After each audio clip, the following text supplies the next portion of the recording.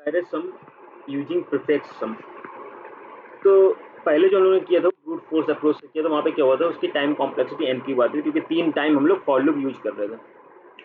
जैसे यहाँ पे क्या हुआ, मैं अगर यहाँ पे इसका सब एरे बनाऊँ तो 1 फिर 1 कामा 2 फिर 1 कामा -2 कामा 6 फिर 1 कामा -2 कामा 6 कामा -1 फिर 1 कामा -2 कामा 6 कामा -1 कामा 2।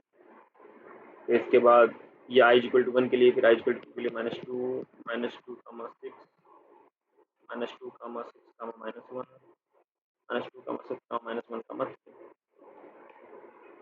ठीक है, फिर 6 के लिए हो जाएगा 6 कामा -1 6 कामा -1 कामा 3। ठीक है, फिर -1 कामा 3, तो इसके बाद 3 इसकी क्या है, सब एरे। अगर इनका सम निकालो तो 1 -1 6 7 5 7 7 से 3 गया 4 6 1 7 7 3 10 10 से 3 गया 7 -2 4 3 6 6 5 8 -1 2 और 3। तो ये हमारा मैक्सिमम सम निकल के आता था। तो पिछले प्रॉब्लम क्या हो रही थी, हम 3 फॉर लूप यूज करते थे। पहला फॉर लूप यूज करते थे i इक्वल टू 0 से i less than i dot length तक जाता था। फिर यहाँ पे स्टार्ट करते थे, स्टार्ट की वैल्यू i होती थी। फिर j इक्वल टू i से स्टार्ट करते थे, j आई डॉट लेंथ तक जाता था। फिर end is equal to j होता था। फिर फॉर k यूज करते थे, k is equal to start से k less than equal to end तक जाता था, और k प्लस प्लस। और फिर यहाँ पे हम लोग क्या करते थे, sum is equal to sum plus arr of k। यहाँ पे सम होता था और यहाँ पे डिफाइन करते थे सम इज इक्वल टू 0, क्योंकि बार बार हर दायरे के लिए सम यहाँ पे डिक्लेयर होना। ऊपर हम लिखते थे max sum is equal to integer dot min value. और यहाँ पे बार बार जैसे ये फॉर लूप खत्म होता था, हम क्या करते थे, कंपेयर करते थे कि if max sum less than sum, then क्या हो जाए, मैक्स सम अगर छोटा है तो क्या करना है, मैक्स सम में सम की वैल्यू को स्टोर कर देना है। ऐसा करना है हमें। क्या करना है, अब इसको प्रीफिक्स सम का यूज करके हमें करना है। यहाँ पे हम इसकी टाइम कॉम्प्लेक्सिटी को रिड्यूस करेंगे, बिग ऑफ एन स्क्वायर में बनाने की कोशिश करेंगे। यहाँ पे क्या करते हैं, पहले तो क्लियर करते हैं।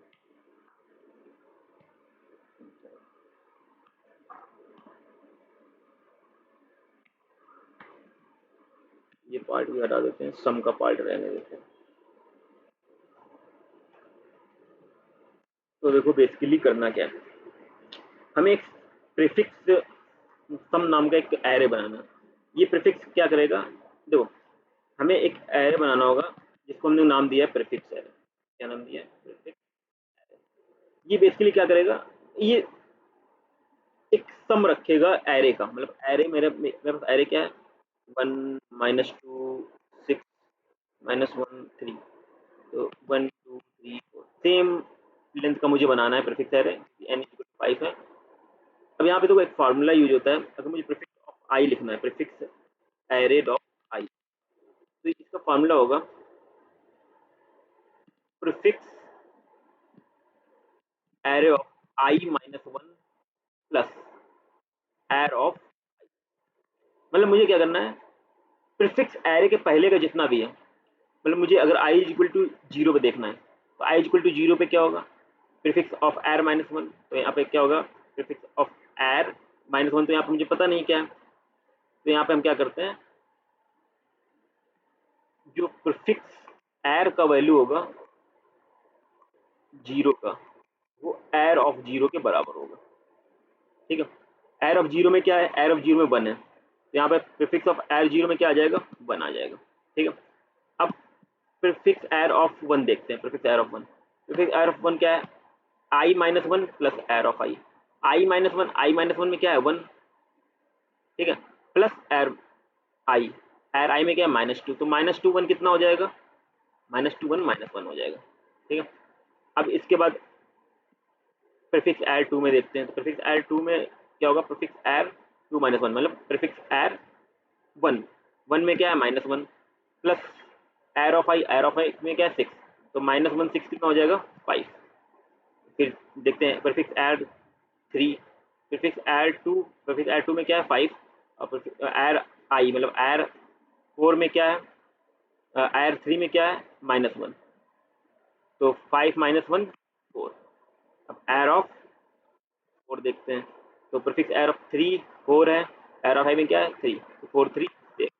तो इस तरह से मेरा क्या हो गया, प्रीफिक्स ऐड नाम का एक मैंने एरे क्रिएट किया। तो बेसिकली ये करता क्या है, कुछ नहीं करता। मैंने क्या किया, देखो सबसे पहले ये 1 था, मैंने 1 लिखा, फिर 1 2 को ऐड किया तो कितना हुआ -1, -1 यहाँ लिखा, फिर 1 -2 -6 तीनों को ऐड किया तो क्या आया 7 -5 इधर आया, फिर इन चारों को ऐड किया तो 7, और 7 से 3 गया 4 इधर आया, फिर इन पांचों को ऐड किया तो 4 3 7 इधर आया। तो यहाँ पे बेसिकली प्रीफिक्स एरे में क्या हो रहा है, हमें जिस वैल्यू प्रीफिक्स एरे में लिखना है उसके पहले का हम क्या कर रहे हैं, एरे में सम करके लिख दे रहे हैं, है ना। जैसे यहाँ मैंने प्रीफिक्स एरे में मैंने यहाँ पे जैसे अगर मैं प्रीफिक्स एरे 2 पे देखूँ तो ये बेसिकली क्या है, ये एर के 2 के पहले का पूरा सम है, 6 1 7 -2 5। अगर मैं एर 3 पे देखूँ तो बेसिकली है क्या, ये एर के 3 के पहले का पूरा सम है, समझ रहे हो। तो अब ये बनाने का फायदा क्या होगा, देखो हम सबसे लास्ट में सब एरे हम जब कैलकुलेट करते सम निकालते तो हमें एक फॉर लूप यूज करना पड़ता था, के वाला, तो के इक्वल टू स्टार्ट होता था, k less than equal to end तक जाता था, फिर के प्लस प्लस आता था। मैं क्या चाह रहा हूँ कि इस फॉर लूप का यूज ना करना पड़े और मैं इस बिना फॉर लूप के यूज को मैं उसका सम निकाल पाऊँ। तो यहाँ पे एक फार्मूला होता है सम निकालने का, किसी भी अगर मुझे मतलब कि किसी भी सब एरे का मुझे सम निकालना हो तो उसका फार्मूला होता है सम ऑफ, मान लो मुझे मेरे पास स्टार्टिंग से एंड तक मुझे सम निकालना है, मान लो मेरे पास सम निकालना है, किसका निकालना है, ये मेरा एरे है, मैं ये एरे ये 1 है, 1 से 3 तक का सम निकालना है, 1 से 3 तक का, -2 6 1। तो इसके सम निकालने के लिए मैं क्या करना चाहूँगा, तो मेरे पास एक फार्मूला होगा, prefix and minus prefix start -1। तो मैं प्रीफिक्स एंड में जाऊंगा, प्रीफिक्स एंड में क्या है, अब एंड में क्या होगा, यहाँ पे 3 है तो 3 में देखूंगा मैं यहाँ पे क्या है 4 है, माइनस प्रीफिक्स स्टार्ट -1, स्टार्ट में क्या है, स्टार्ट में 1 है तो -1 क्या हो गया 0, तो यहाँ पे क्या है 1, तो क्या हो जाएगा 3। तो यहाँ से लेके यहाँ तक का जो सम आएगा कितना आ गया 3 आ गया, तो यहाँ पे -2 6 3 आ गया। अब यही चीज़ अगर मैं बिना प्रीफिक्स एरे के करता तो मुझे फॉर लूप यूज करना पड़ता, है ना। एक मिनट मैं इसको क्लियर करता हूँ,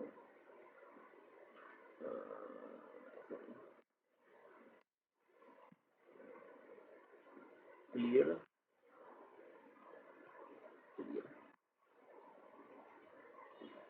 देखो जैसे मान लो मेरा ये, अब मुझे मान लो आई इज इक्वल टू 1 से आई इज इक्वल टू 4 तक का सम चाहिए। अब मैं यही काम अगर मैं करूंगा तो मुझे फॉर लूप यूज करना पड़ेगा अगर मैं डायरेक्टली यूज करूँ, लेकिन प्रीफिक्स सम मैंने अगर क्रिएट किया तो मुझे फॉर लूप यूज करने की जरूरत नहीं है। मैं सिर्फ एक फॉर्मूला लगाऊंगा, prefix and minus prefix start, prefix and, and में क्या है 4, तो 4 प्रीफिक्स 4 में क्या है, प्रीफिक्स 4 में 7 है, माइनस प्रीफिक्स एंड -1 स्टार्ट -1, तो स्टार्ट क्या है आई -1 0, तो 0 में क्या है 1 इक्वल टू 6। अब तुम देखोगे यहाँ तक के यहाँ तक का तुम सम देखो क्या आएगा 6 आएगा, 6 -2 4 -1 3 और 3 + 3 6 आ गया। बस यही यूज है कि मैं यहाँ पे फॉर लूप यूज नहीं कर रहा हूँ, डायरेक्टली मैं प्रीफिक्स एरे का यूज करके मैं यहाँ पे सम निकाल ले रहा हूँ। यही काम मुझे करना है जब मैं सब एरे का सम निकालूंगा, क्योंकि सब एरे के सम में मेरे पास स्टार्ट भी दिया है एंड वैल्यू भी दी हुई है।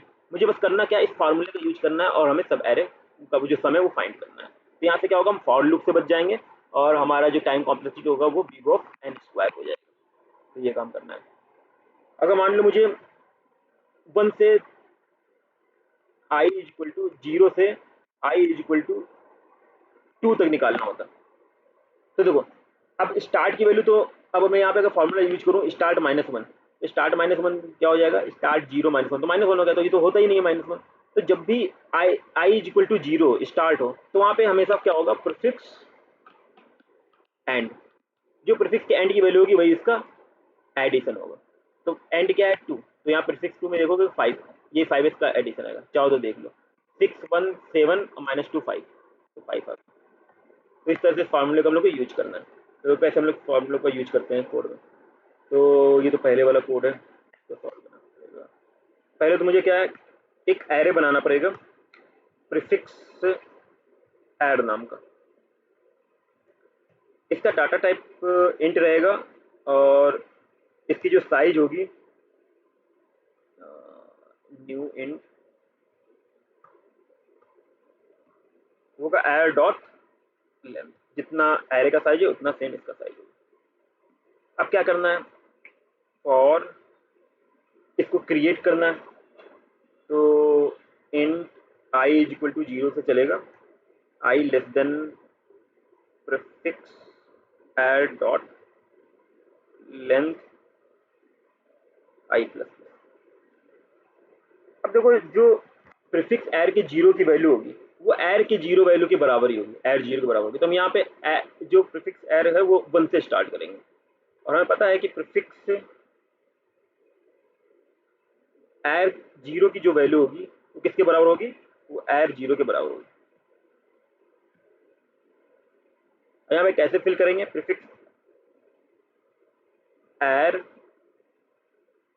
जो आई होगा इक्वल टू, वो क्या होगा, क्योंकि प्रीफिक्स एर आई के पहले का जो आई माइनस 1 होगा वहां पे सारे सम होंगे पहले वाले के। तो हम क्या करेंगे, प्रीफिक्स एर आई माइनस 1, ये सारे सम होंगे पहले वाले के, उसमें ऐड कर देना है क्या, एर ऑफ आई।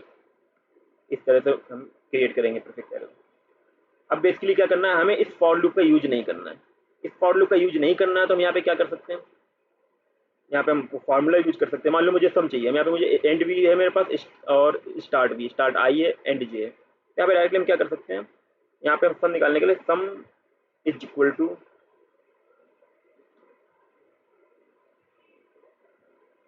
प्रीफिक्स एर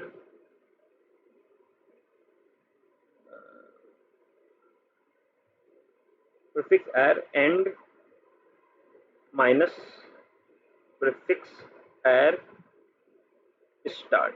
ये फॉर्मूला है, हम किसी सम का निकाल, क्योंकि एंड है और स्टार्ट है। लेकिन बात ये है कि अगर हमारे स्टार्ट की वैल्यू 0 हो तो फिर क्या करेंगे, यहाँ पे हम एक कंडीशन लगा सकते हैं कि if start is equal to 0, तो क्या कर सकते हैं, तो जो हमारा जो वैल्यू होगा वो क्या होगा, वो सिर्फ प्रीफिक्स एंड होगा, जो हमारा सम आएगा प्रीफिक्स एंड, जो कि हम लोग अभी देख चुके हैं। प्रीफिक्स एंड, तो यहाँ से अगर हमें एक सम निकालना है, मेरे पास एंड भी है स्टार्ट भी है। अगर स्टार्ट की वैल्यू 0 है तो इसका जो सम होगा वो सिर्फ प्रीफिक्स एर एंड होगा, और अगर स्टार्ट की वैल्यू 0 ना होकर कुछ और है तो उसका formula prefix arr end minus prefix arr start minus 1, ये होगा। तो यहाँ से मैं फॉर लूप से बच जाऊंगा, और हमारा यहाँ पे जो टाइम कॉम्प्लेक्सिटी है वो क्या होगा, रिड्यूस हो जाएगा, बिग ऑफ एन स्क्वायर हो जाएगा। इसको एक बार रन करके देखते हैं। तो यहाँ पे मैक्स सब एरे 8 आ रहा है और ये सारे सम आ रहे हैं 1 माइनस 1। यहाँ पे सबसे मैक्सिमम सम क्या है, 8। तो हम इस प्रॉब्लम को मैक्सिमम सब एरे प्रीफिक्स एरे की हेल्प से भी सॉल्व कर सकते हैं, जिससे क्या होगा, उसकी टाइम कॉम्प्लेक्सिटी रिड्यूस होगी और बिग ऑफ एन स्क्वायर में हम इसको सॉल्व कर पाएंगे। Thank you.